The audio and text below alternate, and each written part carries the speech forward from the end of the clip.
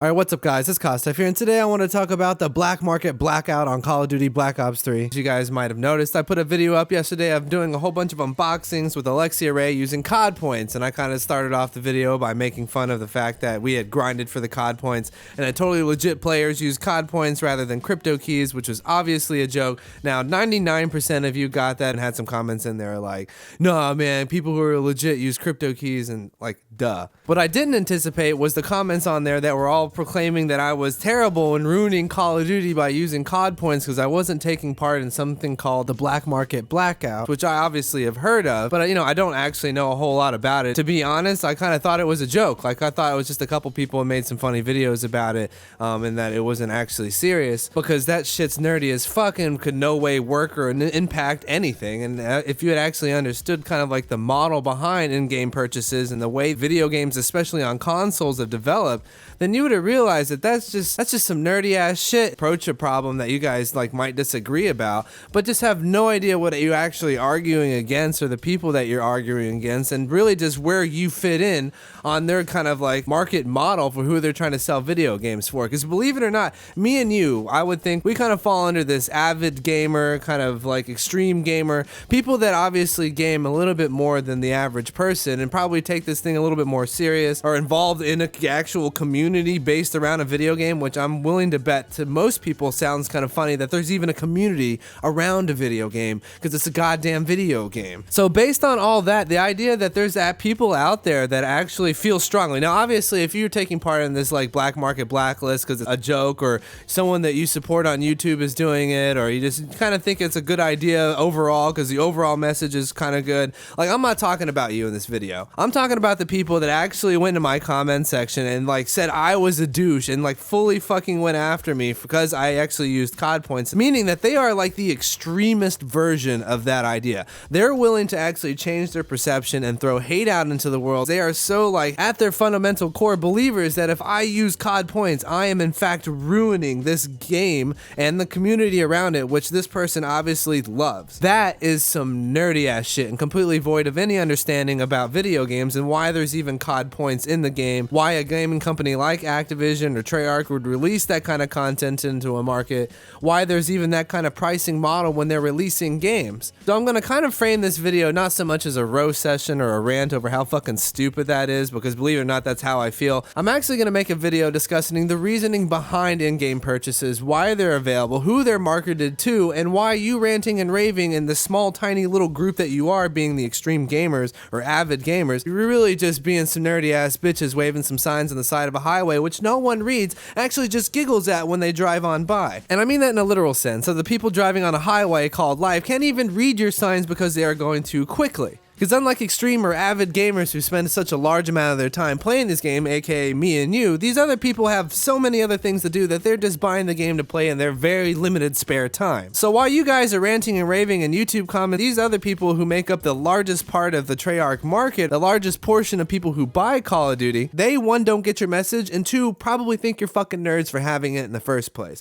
Let's really analyze like what you guys are fighting against. So I'm guessing just from the comments, because believe it or not, I haven't actually gone and watched anyone else's videos talking about this black market thing. To be honest, I really did think it was a joke, or it was just one of those like topics of the week that people rant about in their videos. There's so many of those nowadays, it's kind of hard to keep up with them all. So I'm gonna be basing like this perceived MO from the people that are like really pushing for this blacklist and the black market. I'm gonna base it off my comment section and the people that have been kind of tweeting at me. So basically, if you didn't know, video games have fucking exploded over the last 5 to 10 years. In the entertainment industry, over the last 5 years, we've like grown like revenue share of how much people are spending on entertainment these days, just taken over some previous giants. We've passed Hollywood. And for people like me and you, is obviously the most dominant form of entertainment. But at the same time, the people buying the games aren't earning more money, they're just more of them. So if we're wanting to make game content and enrich our games and grow our games in a short time span, because obviously everything's blowing up and growing really quickly, we can't look at a timeline of 20 years and see how, okay, they could expand this on this kind of model that could gradually do it. No, things are blowing up. So these video game developers obviously want to give you guys more of the things you love, more of the content that they're creating, and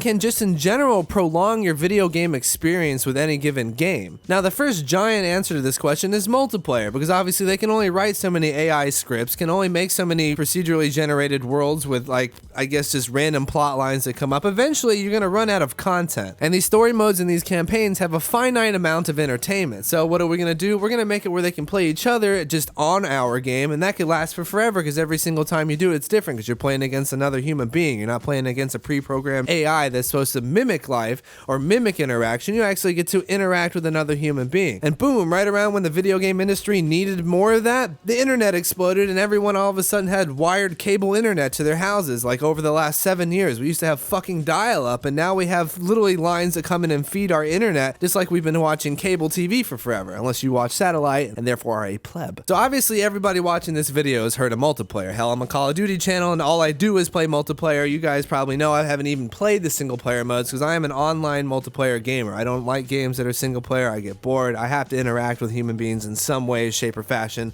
The only way I can even play a single player game is to stream it, because then I get to interact with you guys in the chat. So much so that multiplayer gaming has kind of become the norm for people like me. Most of the games that come out have a multiplayer extension somehow. If you get to interact with them or play with them or chat with them or something, it's been incorporated into almost every game you can think of, except for extremely story-based or story-driven games. And now game developers are faced with a situation of, here's a game, we release it, so you play the story mode, you get done with that, you do all the achievements, and then it's on to multiplayer, and you rank up your character, and you get to go play on all these new different maps and against different people, but eventually that gets boring. And at that point, it's not time to make a new game. You've poured so much into making this game that this person should be able to get more than 40 to 50, maybe 100 hours of entertainment out of this game. Just the landscapes and stories and all the different functionalities and all the storyboards and all the new imagined technologies, all the different things you have to pack into a video game, which is like a movie on fucking steroids. It'd be a waste to throw that away and go start making a new game, especially because the damn thing just released 3 months ago. So they started releasing in-game content. Things like map packs or extra character outfits and all these other different random shits. And we as gamers fucking ate that shit up. I remember back when Black Ops 1 was out, when a new map pack came out, I was like fucking skipping school the next day. There was no way I wasn't gonna sit there and play the damn game all damn day and then eventually go play zombies.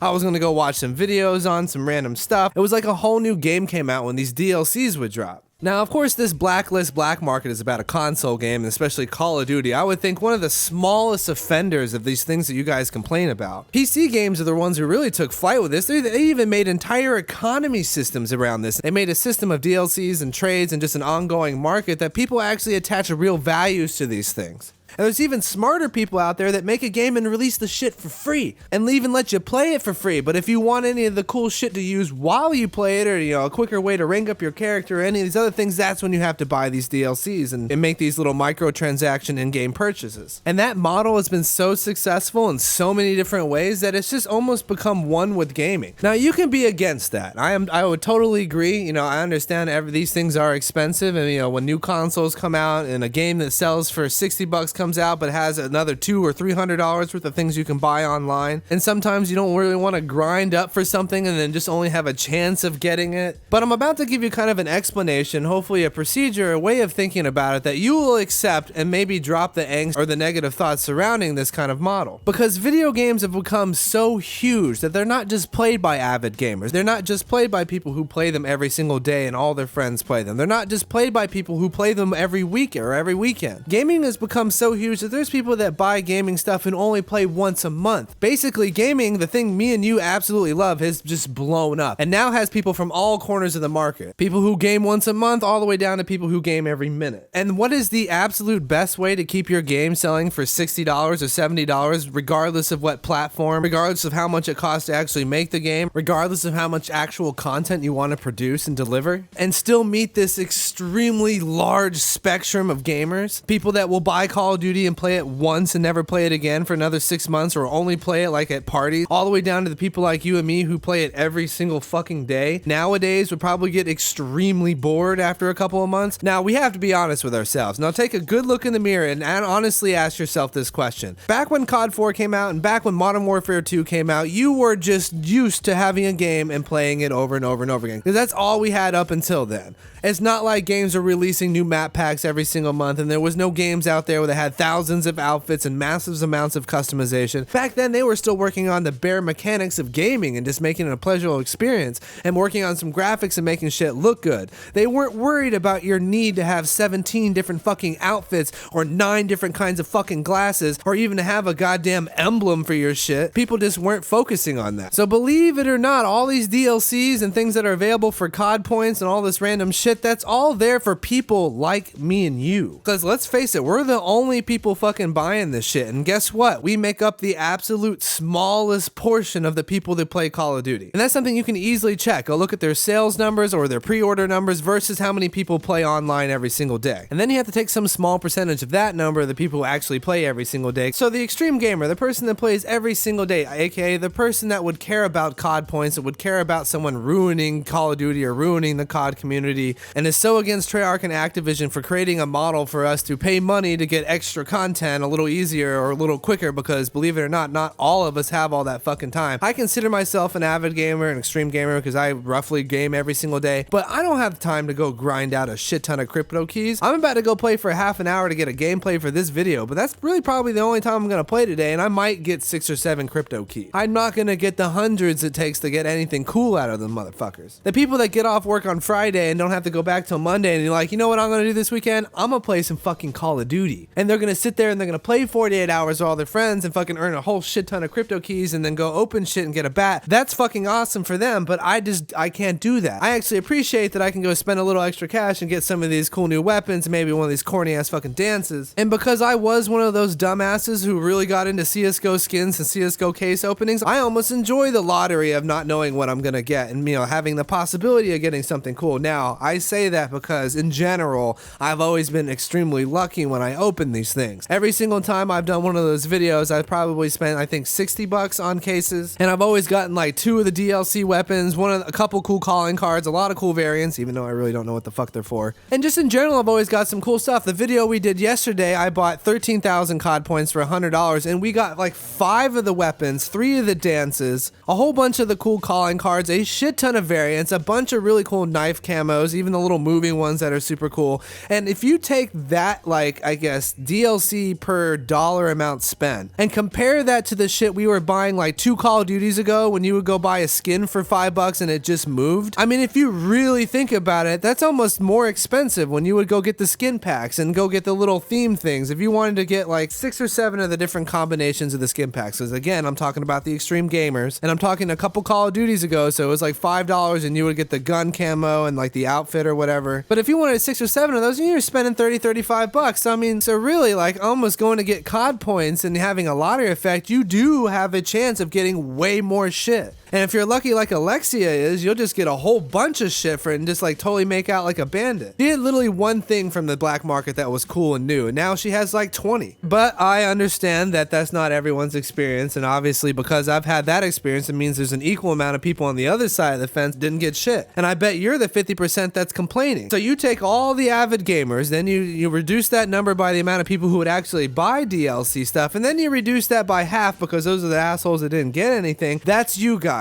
that are pissed off and ranting and raving and holding up picket signs of the blacklist, the black market, it's ruining Call of Duty, it's doing all this shit. If we expect them to keep making Call of Duty better and to keep pouring more and more dollars into production and design and all these things, why not take advantage of nerds like me who really like Call of Duty but can't play it all the fucking time? Why don't you sit on your thrones of having enough time or being really good at Call of Duty and therefore can earn crypto keys really easy? Fuck you bastards as well. I'm shitty. It takes a little longer for me. You could just sit up on your throne and get all that cool shit and be like, haha, motherfucker, I spent $60 on this game, and because I'm good, I didn't have to spend $1 more. You shouldn't be sitting on that same throne holding up a sign down at my asshole ass, whipping out his credit card so that I can go just get the shit easily because I want to have it because I'm, you know, because it's nerdy and cool. You should not be up there holding up some stupid little sign, and believe it or not, like, I'm on the highway, so like I can't even really see you anyways because I'm going by too fast, can't read what's on your stupid little sign. I just know you're up there of your mountain of COD skill and your ability to get free crypto keys. I'd I'd rather pay. So I just think that the whole situation is just fucking nerdy. If you really thought about it, if you're that person holding up the sign or writing in my comments, I'm ruining Call of Duty because I used COD points, like, not only are you like totally missing the whole fucking point, it's futile. Like, if you know you're gonna have no impact whatsoever, like, don't be the assholes in front of Chick-fil-A. No one cares about them. They're all weirdos. Don't be them. Take your whole situation into advisement before you move forward and waste your time spamming blacklist the black market because you don't want to spend money on COD points. Because I'm guessing you either have and didn't get shit or are just against it and haven't done it yet. But don't be hating on people with a little extra cash that just want to blow it on something stupid. It happens all the time, man. No one's making fun of you when you go buy your fucking animes or